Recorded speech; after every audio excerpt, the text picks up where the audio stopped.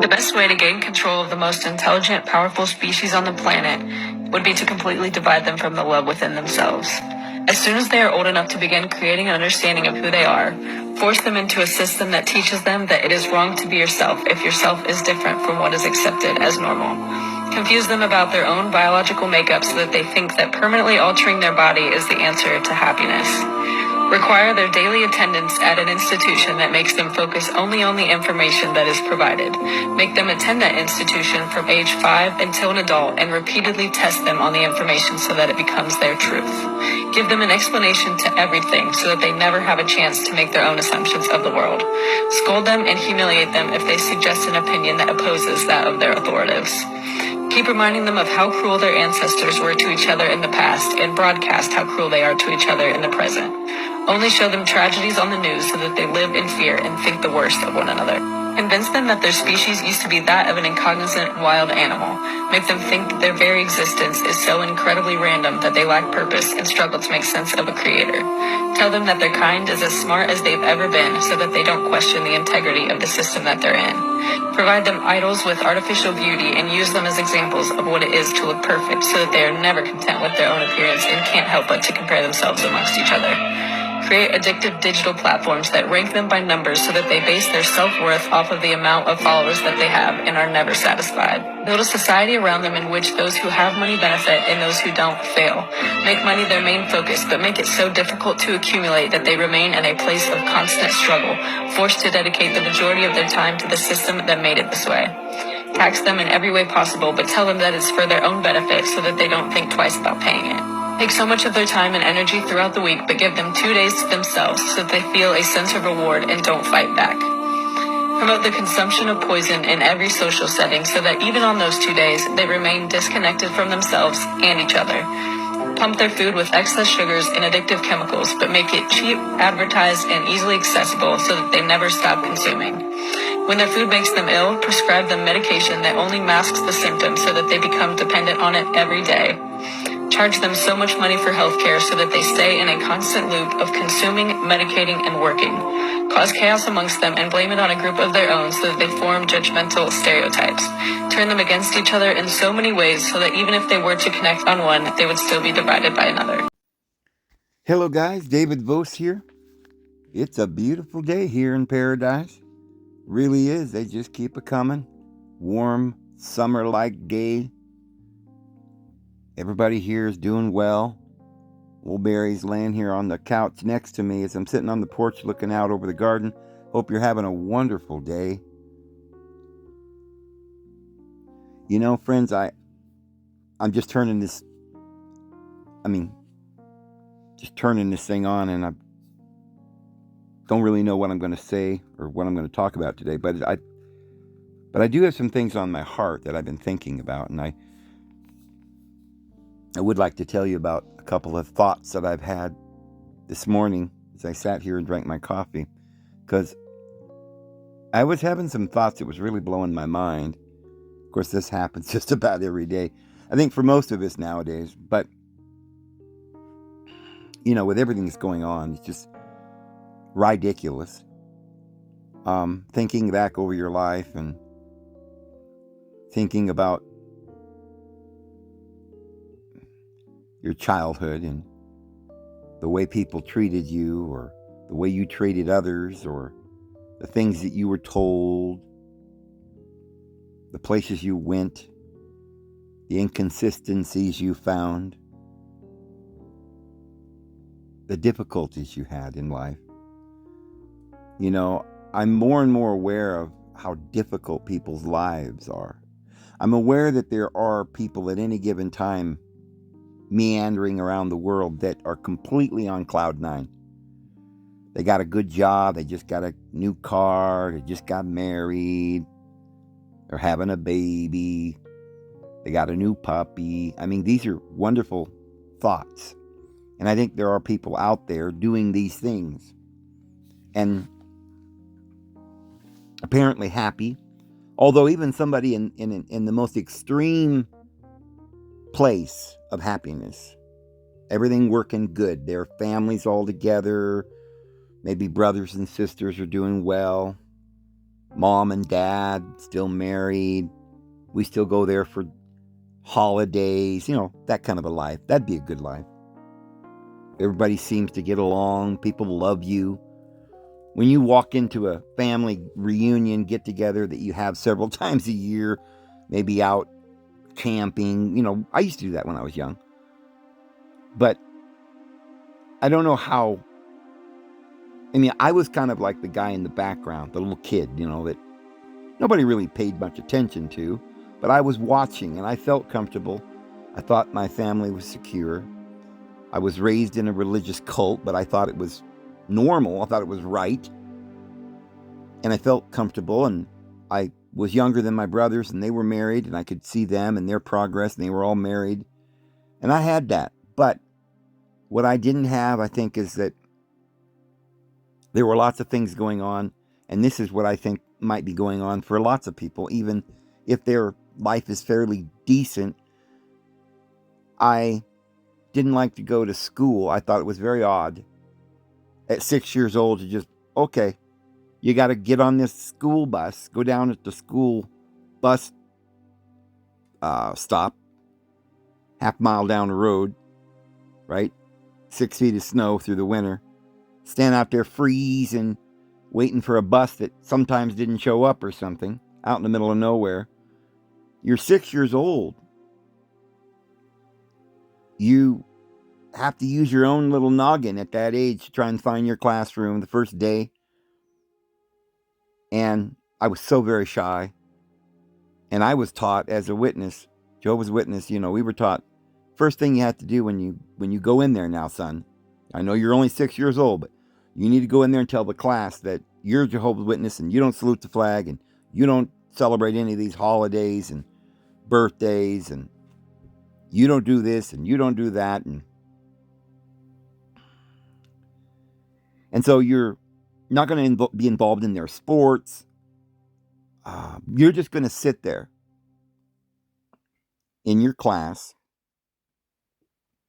Don't associate with any of them because they're all morally bad. They're of the world. You're not of the world. You're a special chosen envoy of the Lord. But you're 6 and you're just sitting there. And everybody's kind of looking at you like, you probably don't know it, but they're all in their own little cults, right?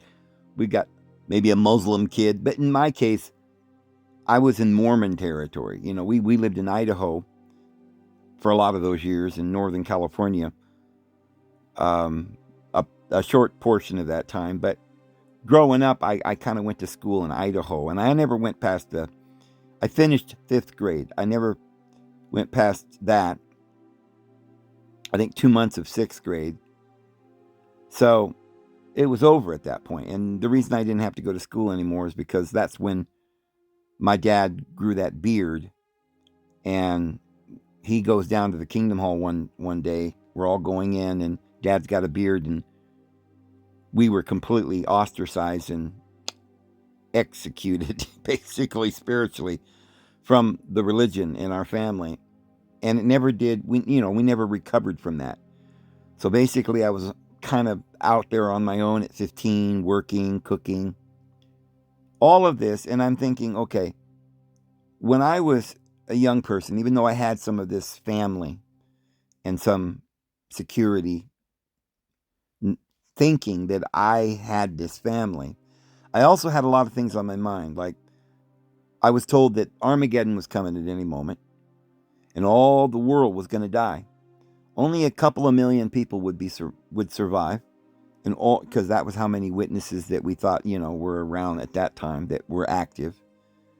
Maybe nowadays they claim there might be 20 million people that go to the Kingdom Hall at the memorial attendance or certain assemblies or something. But it may have grown to like 8 million now or something, active publishers. But in those days, I think it was about 2 million people. So we knew that the world was going to come to an end very soon, any moment. And all the kids in school that I knew were all going to die soon. And I used to sit there in the classroom, 6, 7, 8 years old, going through school. Just, I felt different. I couldn't really talk to anybody, couldn't do anything, couldn't participate in their affairs. So I stood out. People would look at me. And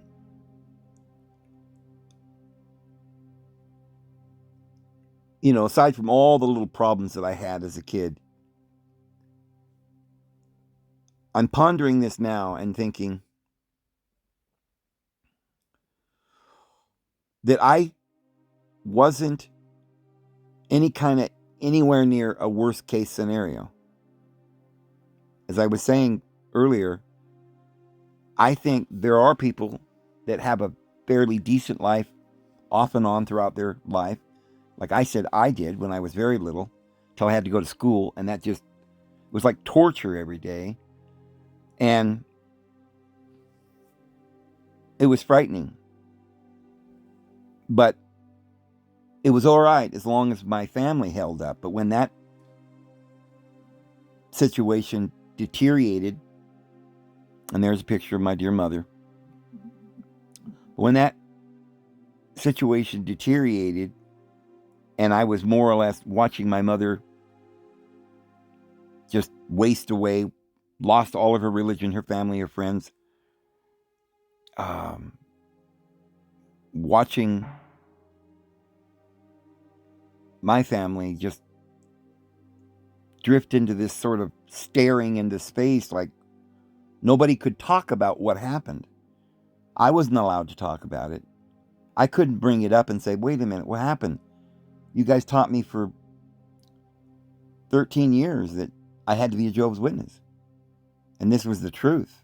And these were my brothers. And the Bible was true. And the end was coming. And now all of a sudden I'm 13 years old and everyone's having a nervous breakdown. So nobody can really talk to me or deal with it with me. And I never asked any questions because I realized at that age that everyone was going through something. And I still trusted, even at 13, my mother and father to get through this, and the witnesses would come around. It was just a big anomaly. We'd be all right. Everything would come back together again. And even if we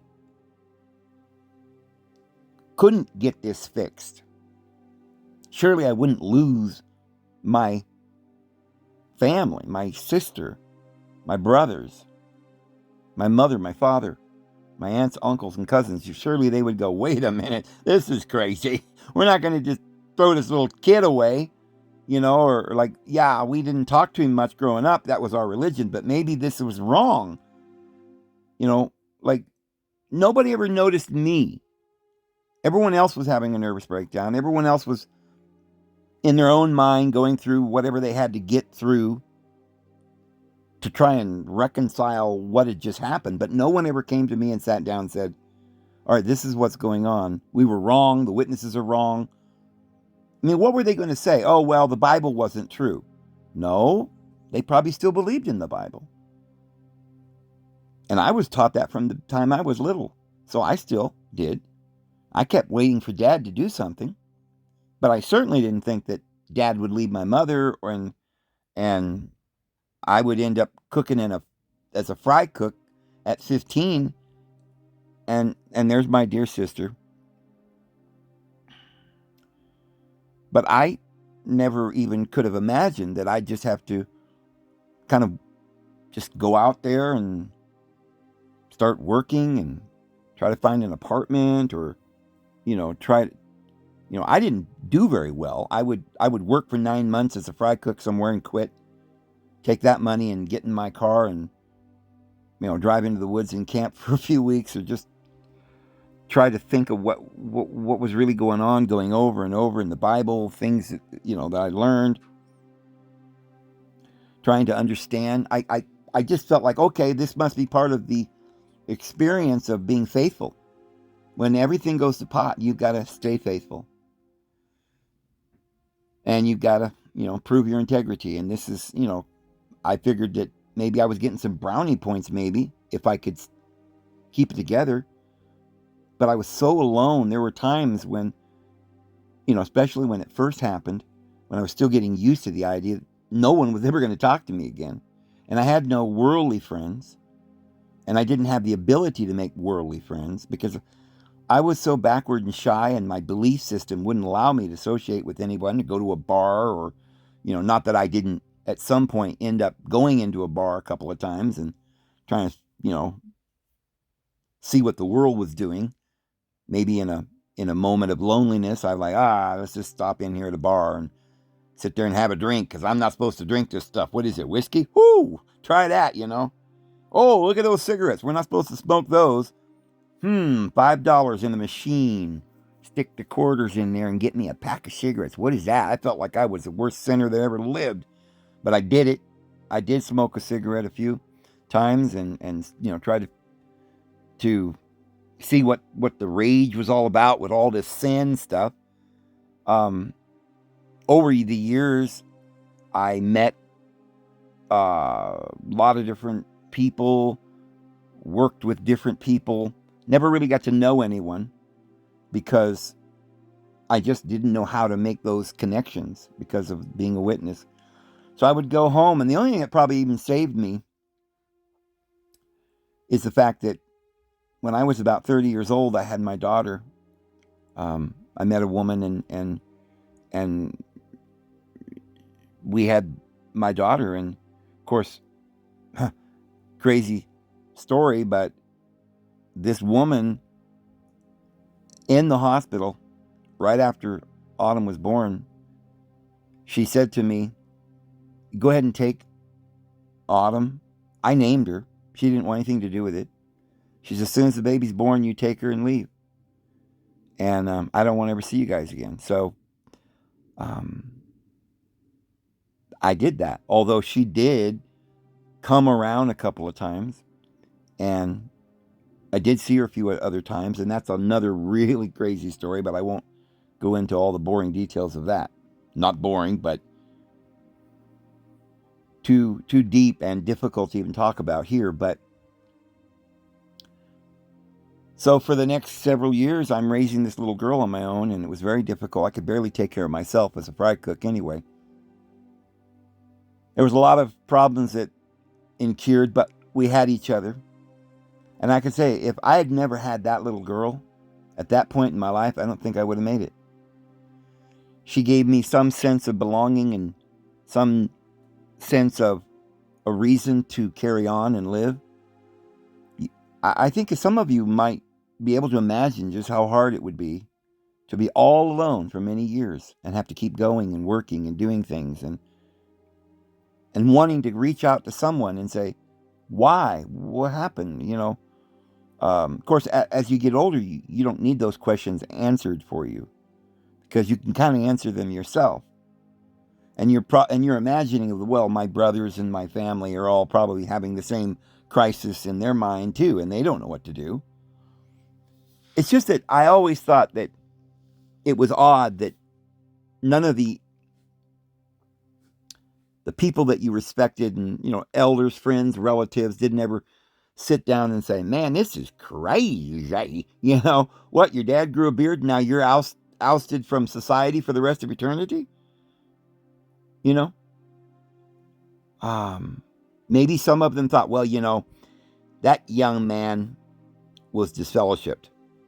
And I always knew that little kid was a bad boy. I remember when he'd come over and sit there in the corner and not really join in the conversations. I mean, he was like I guess what we would use, the term we would use back in those days is, boy, that's a dork. He's a dork. I don't know if you guys know what that means, but back in the day we used to use that word. They probably thought I was weird or a dork because I didn't really know what to do with my hands. I didn't know how to talk to people. And I would just let mom and dad do everything. They'd go and I would walk in behind mom and dad and they'd talk to people and I would just listen. Right? And then if once in a while the place where we would go, or if we were visiting or having get-togethers, I would just think, well, they're all busy associating, talking. Dad was an elder. He had to counsel certain people, in the congregation and meetings and so forth. They didn't really have time for me, and I just accepted that. So I was just quiet and listened. But I did probably, in my mind, think that everyone thought I was a dork because I just didn't know how to talk to people. I didn't know what to do. But it was all right because I just assumed that when I grew up, everything would be different, and I just felt like that was my place as a young person. That's how I grew up. That's how I felt. But it got real weird when it all just ended at between 13 and 15 and, a few years there until I grew up, and everyone was just going their own way, and nobody ever came around and said, "Oh, wow, this is crazy. You know, I'll always be your friend. Do you have any questions, or you want to talk? You want to share your feelings? Are you okay? Is there anything we can do? Um, Here's some advice or anything like that." I think it's completely insane that an organization, let alone the family members, could just let you go. But the elders and the organization could somehow think that this was appropriate to take a young man after everything I'd been through, knowing what they taught me about the world's coming to an end and everybody's worldly, and I'm not allowed to talk to the people in the world, but now I'm just out there by myself, and even they won't talk to me, and I'm emotionally incapable of handling all of this, and yet no one ever really came to me. Of course, this is just from my point of view, and of course everyone else in the family was probably going through as much or more than I was. And of course, this is why no one came to me. They couldn't even see me because they were so destroyed by this organization that they couldn't even feel anymore. And I think everybody just probably went into their own little shell and thought, like, what's going on? And it's hard to see beyond your own suffering. And, even parents, you have to be very strong to be able to care for your children, even though that's your primary job, is to be a father or a mother, and we all have our children and we have to take care of them. But human beings can get to a place where they're so destroyed and distraught that they're really mentally ill. And that might not be a word that they would want to use. They might say, "Well, I'm depressed. I'm having a nervous breakdown," whatever they might want to say about what's going on. A lot of people don't even want anybody to know what they're going through, and they don't talk about it. Or, even if they could, which they probably wouldn't be able to talk about it with anyone. Certainly can't talk about anything with Jehovah's Witnesses or their elders or anything, because they would just say, "Oh, well, that's signs that you're an apostate," and they'd disfellowship you. If you were having any kind of doubts, or, if you needed help, if you admitted to being weak, bam, you're done. So you're really trained in an organization like this to never say anything and just hold everything and repress all of it. And when they let you loose and they just let you go, and you're just out there on your own, it doesn't matter if you got kids somewhere. I could see where some people would fall apart. You may have family, but you just don't know what's going on. You don't have the strength even to take care of your own children or to make sure that they're okay, because, the parents are actually going through more than the kids are at that point, probably. But, and I'm getting too far into this. Is what, 20 minutes, and I'm just talking about me. And but I'm having all these thoughts and memories, and like I was started to say earlier, I know that there are people that are going through what I went through, and nobody cares, and they don't have family, they don't have anyone, they just feel lost, and life is a very big struggle. it's a huge struggle for some people to even go to work every day when they feel like they can't hardly go on or go to school or do whatever they got to do. Survive somehow. And not only that, it can be debilitating to a point where you can't really move on for other reasons and not just the reasons that debilitated me. I mean, you could be a young person growing up in a family and your father, gets on drugs or becomes a gang member. You're born in a family that does drugs and selling drugs and they're in prison, and your mother goes through different men, brings them into the house, and you're just sitting there feeling a lot of confusion. I can imagine the things that people go through. And I'm trying to think in my mind, what is the percentage of people in the world that literally have lives that are so difficult and they don't have anyone to talk to or to compare notes with or to feel like they're not alone. I can't imagine how many people there are in the world that are going through this. I mean, can you imagine even in China? There's how many 1.4 billion people or something? I don't know what it is. There's a lot of people over there. And they pretty much all of them must have this very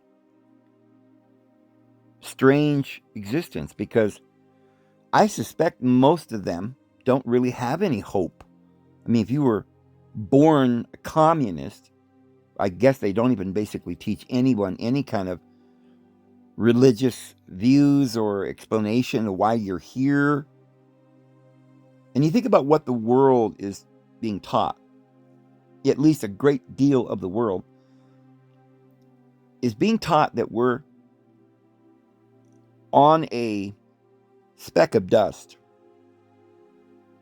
that's swirling at vast speeds, spinning and swirling around another little speck of dust that's also perhaps rotating and swirling around some other speck of dust.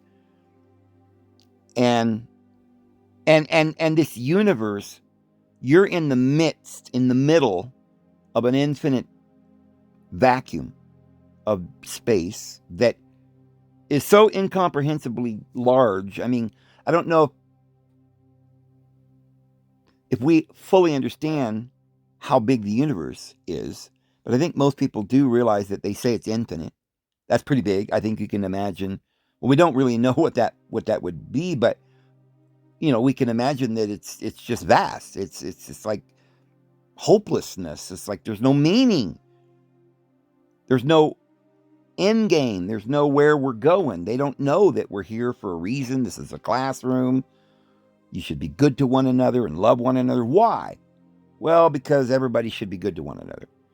Yeah, you only live once, right? Here today, gone tomorrow. Eat, drink, and be merry, for tomorrow we are to die. If that's their philosophy, I don't know what it would do to them. At least I didn't have that philosophy growing up. I was never taught that.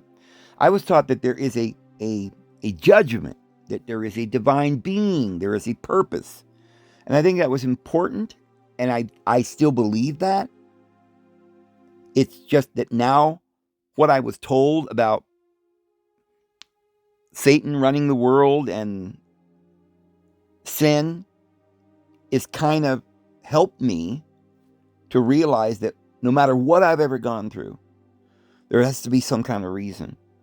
And also combined with a little bit of this feeling inside that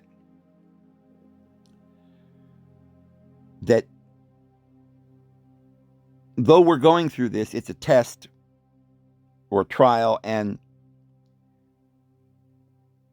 if we can remain calm and keep our integrity, we will get to advancing and live on forever. And I kind of believe that. I was kind of taught something similar to that, and I've developed those views. As you guys know, I've got certainly an extended development of those Christian teachings that I've learned. I've spent many years trying to understand history and religion and science and trying to come up with what I think is really true. But I got up this morning and I saw a TikTok of a lady saying some very interesting things, kind of like what I've been saying for the last 30 minutes, but in a very shortened and concise and astonishing way. The things she put together there about how we all are more or less apparently in some kind of a regimented classroom where we're being kept down, kept ignorant, kept sad, kept sick. Basically, we're here and we're being tortured.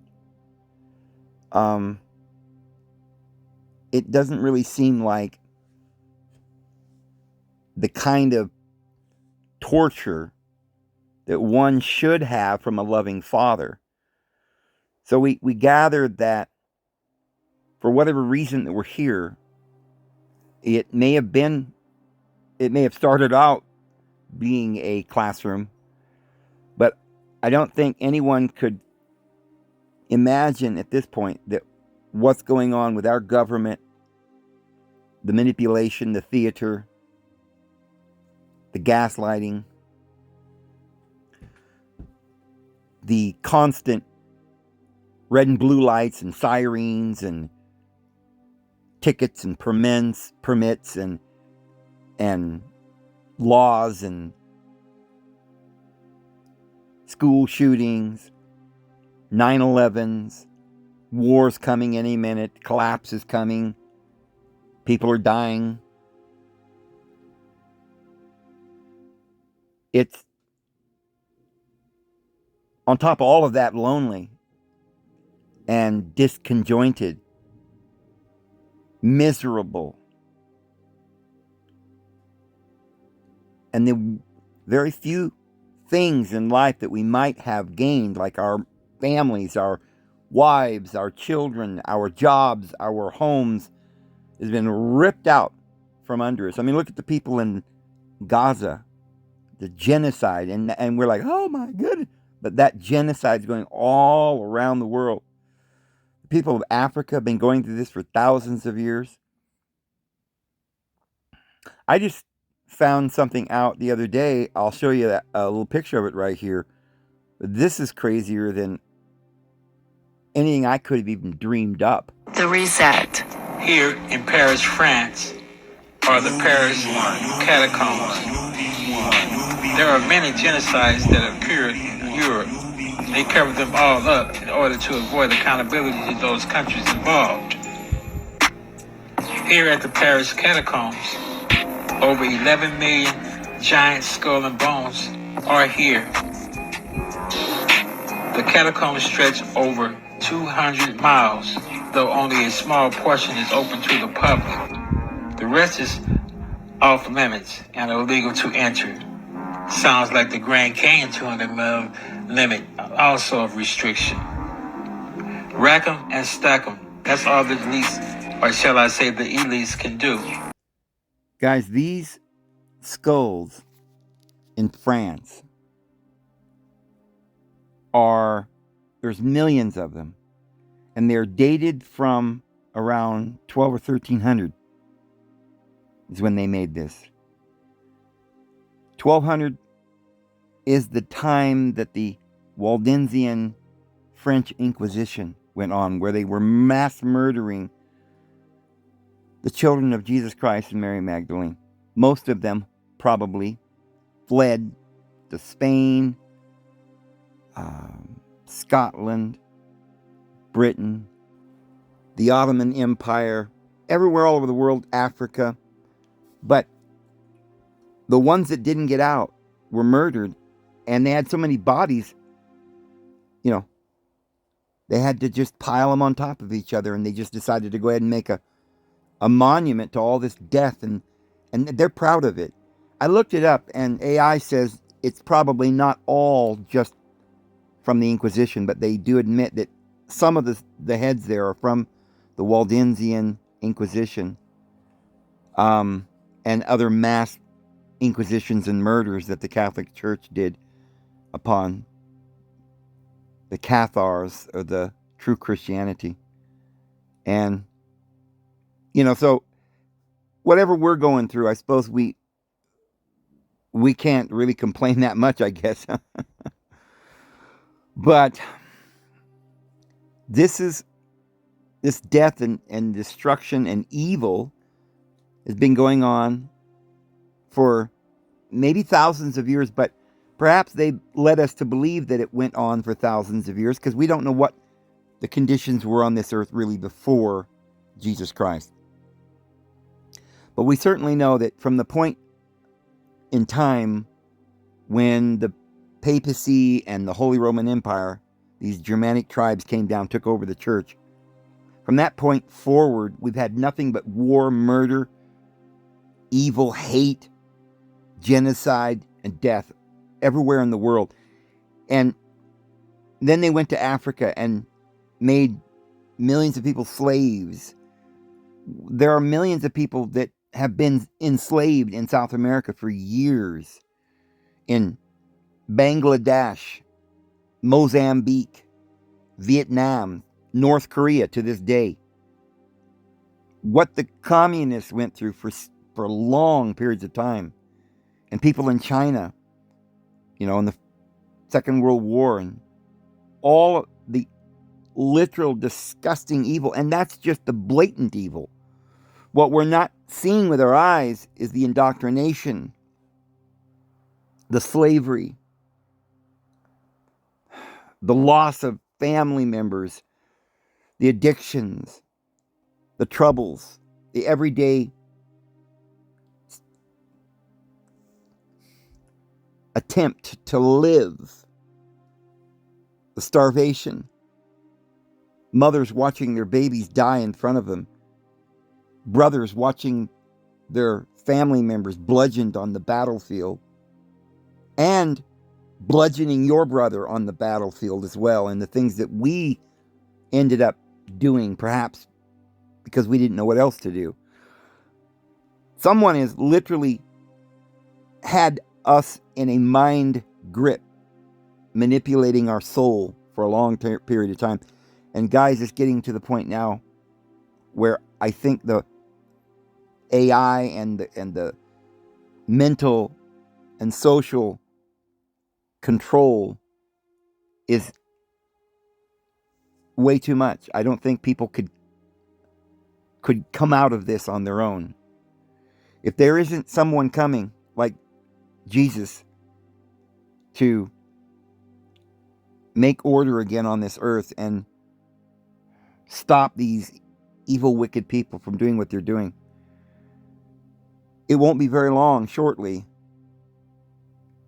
and you will be living in a rat cage. Yes, far worse than a prison. You will be treated worse than a rat in a cage.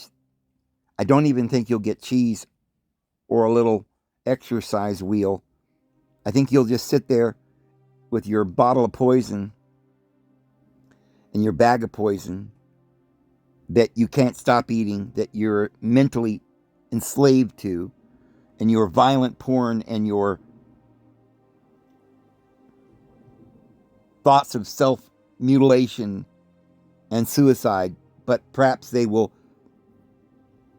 have you tied down or put you in a straitjacket so you can't even do that, and then shoot you in the butt with some kind of a chemical that will make you crawl into a corner in a fetal position and go into some kind of a coma for about 2 months, drooling. Perhaps that's going to be our end, our lot.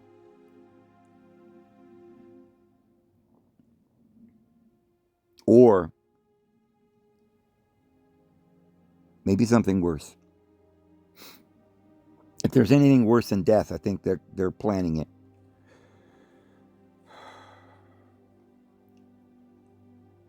I don't think that the average person even has a clue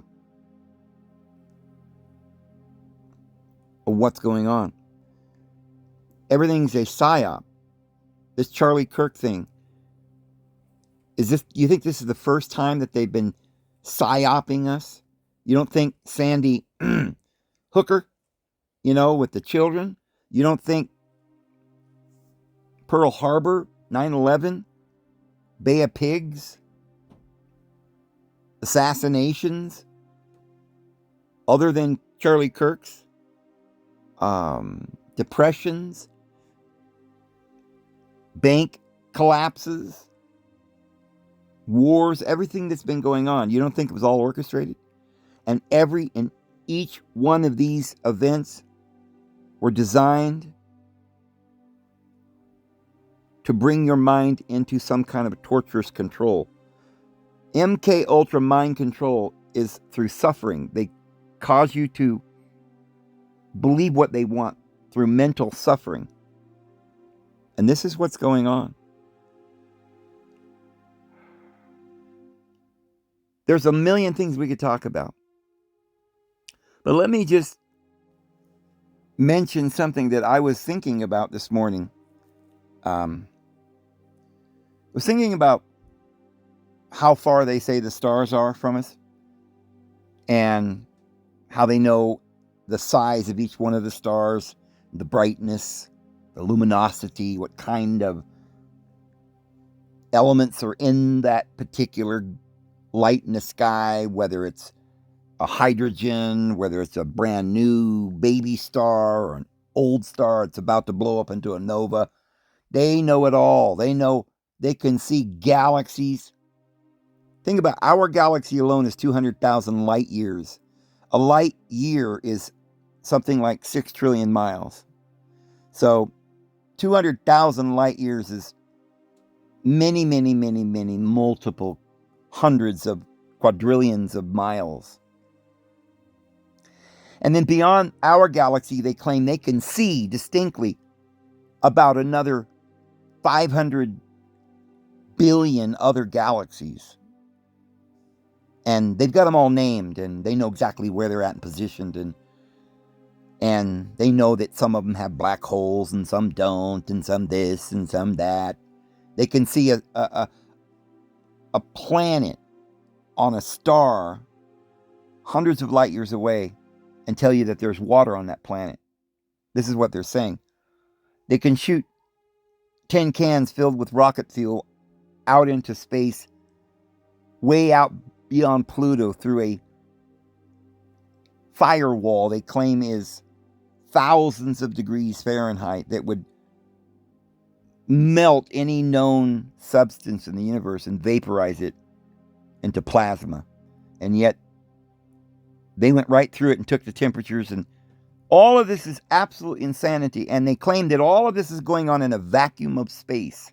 And no one ever catches on that a vacuum is something where space has been sucked out and there is no space left. It's a kind of a contradiction in terms. You don't have space in a vacuum because the vacuum sucks all the air and everything and every existent particle, and it's literally, there's no space. There's nothing. So that somehow or another, these balls of gas that are burning, that they know the composition of and their sizes and their distances, are all sprinkled throughout an infinite vacuum of nothing. And they can measure the distance, or the distance through this nothing. They can measure that nothing, and they measure it in light years. I was telling Paula the other day, they claim that Polaris, the North Star, is about 400, maybe 500 light years away. I know they've adjusted that, and some think it's less than 400 now, but it's about 400 or more light years away. And they were saying it was 500, so I don't think they really know. But let's say it's, just for kicks, let's just say it's 400 light years away. Well, each light year is 6 trillion miles. So it's quadrillions of miles.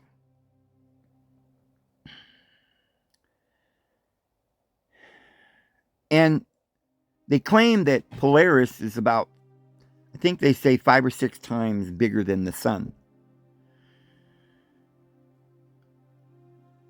Now, our sun, they claim, is 93 million miles away. Not a trillion, not even close to a trillion, let alone 6 trillion. They say it's like just a fraction of a light year, a very small fraction.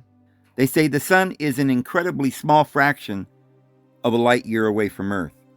The distance of 93 million miles is approximately 0.0000158 light years, which is 0.00158% of a light year. See, it's not a fourth of the light year. It's not an eighth. It's not a 16th. It's not a 30 seconds. Okay, it's a 0.00158%. So the distance in 1 light year is about 5.88 trillion miles. See? Now that's literally incomprehensible math, but let me show you this. The star Antares, or Antari, is approximately 550 to 600 light years away. Each light year is 6 trillion miles. You see? I mentioned that because last night, the full moon, or I don't know if it was last night or the night before it was full moon, but it looked like a full moon last night. And just above the moon was a little star. You could see this little star. And that star is Antares, 600 light years away. 600 light years away. 600 times 6 trillion light years away, which is, I don't know how many quadrillions and trillions of miles. And we can see that star.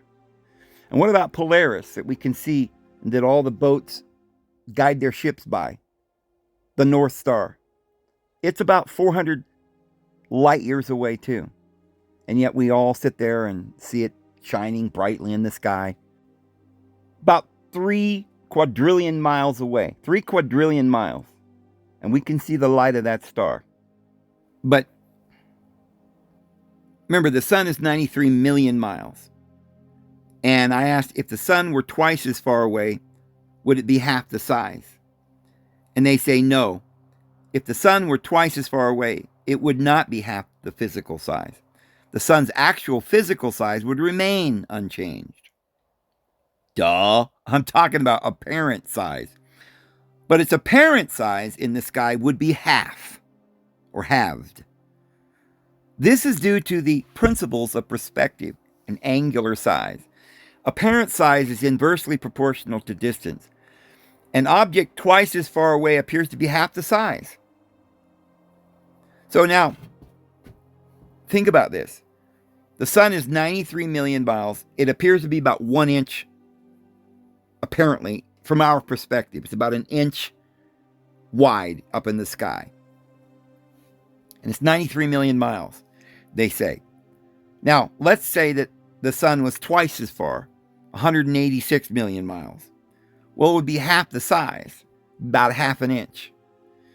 If we went 4 times the distance, it would now be about 1/8 of an inch. That's only 4 times 93 million miles. We're still not near a light year. We're still at a very small percentage of a light year. So AI says a light year is approximately 15,888 times further than 370 million miles.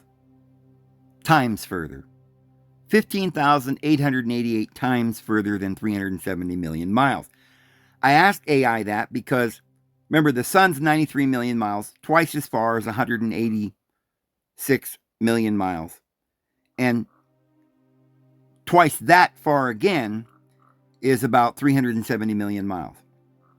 So now We're looking at a sun 370 million miles away that's 1/8 the size now.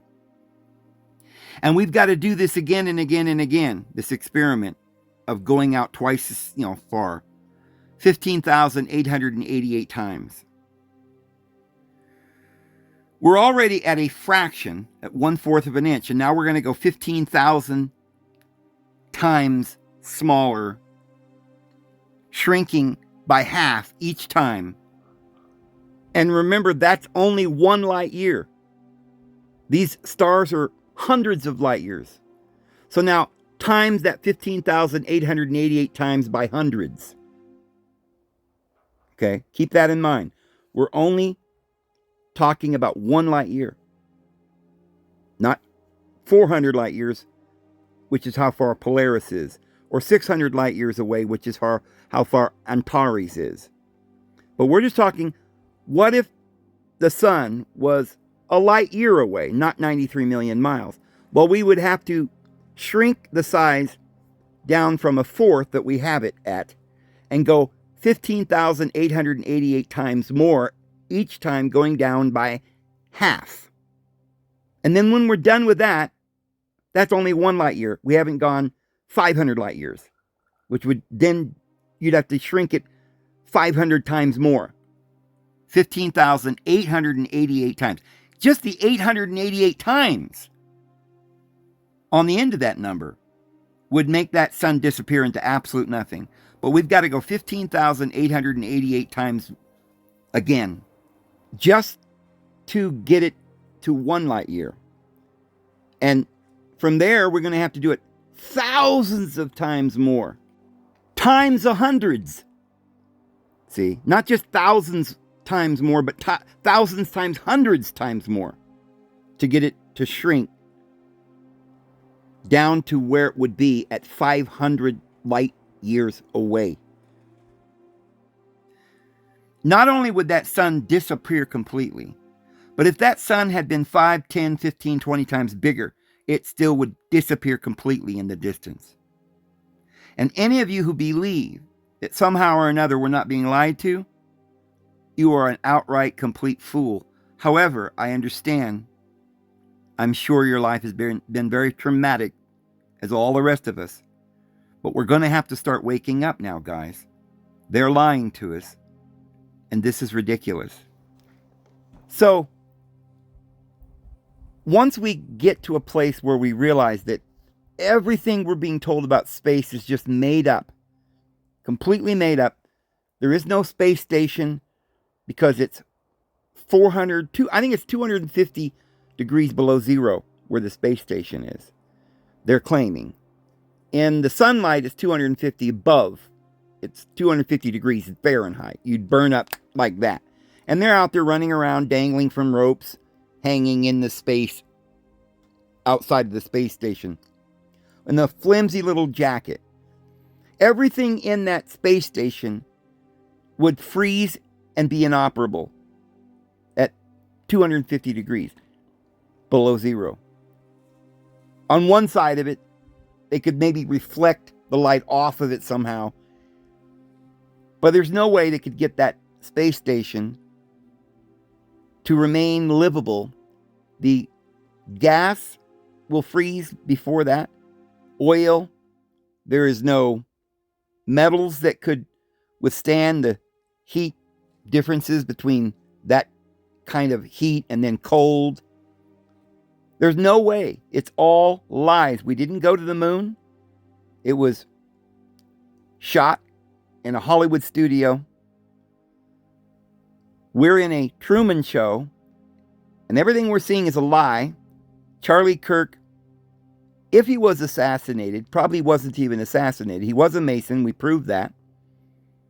Candace is supposedly coming out and telling us all, Candace Owens, all the crap, showing us that, well, today I heard that at the scene where Charlie Kirk died, there were, I think she said 8 phones, maybe it was more.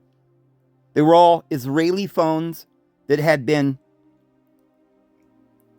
their phone service was created from an Israeli phone service before they ever left Israel. So there were all these people from Israel standing around Charlie Kirk. Does that mean that the Israelis shot him? No, but it means they know what's going on. Whether he's been assassinated or whether it's just been a hoax, they know what's going on. And this means Donald Trump knows what's going on. This means that J.D. Vance knows what's going on. And this means that Tucker Carlson,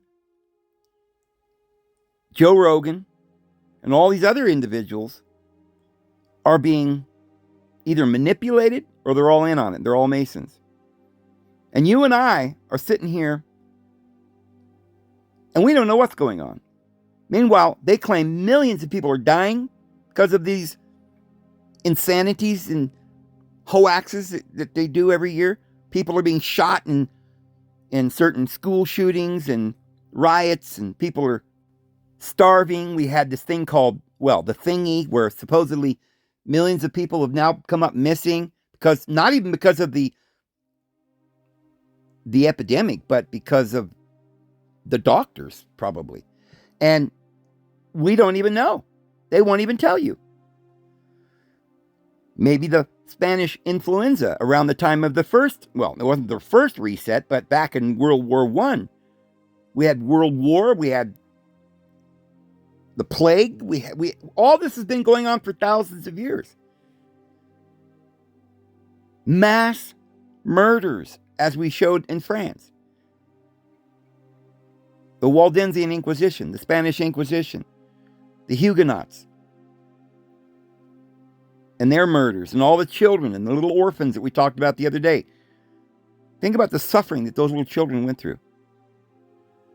Look at Jehovah's Witnesses, which is a CIA psyop, an experiment, an MK Ultra mind control on the people. The Moonies, the Mormons are running the FBI, underground bases. And these guys are running around flashing these symbols, smiling with long gowns flowing behind them at the Grammys and the Oscars, looking down on us and telling us we're stupid. These guys meet 3 times a year, whether they live down underground or wherever these places are that these people live. They at least have to meet 3 times a year in these great conventions. It's been said that there are underground cities. They've got theaters and auditoriums down underground where they all meet. Huge road systems that are far better than we have. Medical systems that actually work maybe down there.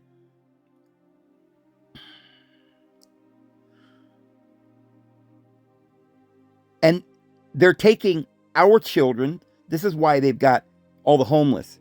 Millions of people are homeless. And you think that's all there is? No. That's all that's actually there. Any young woman that's very pretty gets on the street. She's not there more than a day. Bam, they pick her up and take her underground. Used as a prostitute, a slave. She can never leave. Venezuela, that's what they do. They go in and collapse a country and use the pretty women for sex slaves. The men, they turn them into terrorists and recruit them to come into other countries and cause chaos. The CIA is sending the drugs into this country over the border, putting those drugs out on your street corners, handing them to their children, creating slums and impossible scenarios for people to live mentally, emotionally, or even physically. And if it's not time to wake up, then I don't know if we ever will.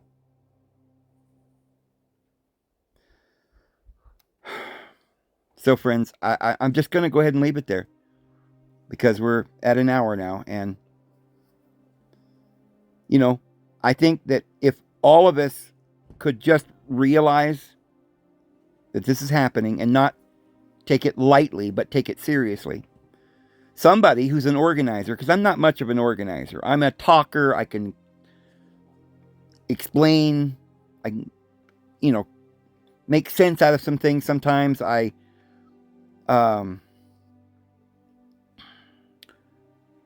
I seem to have been given this job to just talk every day on this thing. They're shadow banning me now to where no one's even able to find me anymore. But those of you who actually did watch this, I'm asking you to help me get this message out. I don't care how. You may know somebody that's got money or that could do something. Maybe some of you, or any of you, no matter who you are, think of yourself as kind of an organizer, a go-getter. Somebody can figure out how we can get this out, and we can organize people to. I think we all just need to say, that's it, we're done. And you all come out here in the Rocky Mountains, and we'll stand together as one. But guys, if any of you have any ideas, please let me know. Let us know as a brotherhood, as a human race. Let everyone know. And instead of just talking about all the things that's going wrong, like I did today, let's start coming up with a solution. Please? Is that too hard to ask? Is there anyone out there that understands what I'm saying? Is there anybody that could possibly, if you don't know what the solution is, do you know anybody that could help us with organizing, financing, or getting the solution? And I don't mean working from within the government or a political party. I mean literally. And I don't mean violence, but I mean literally just letting them go and do whatever they want. And we will stand together. And I think we would get millions of people. If just a few of us could start, I think the rest of the world would follow. Their house of cards would collapse. I believe it. What do you guys think? Let me know. I'm David Vose, going to let you go. You know the Lord loves every one of you. There is a reason you're here. And we will be judged not on how many mistakes we've made or how severe mistakes we've made.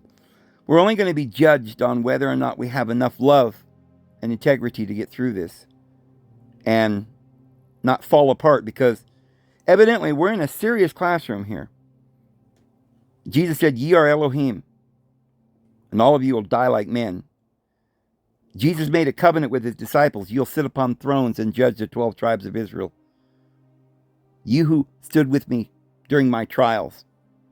Let's stand with Jesus in his trials. He came to tell us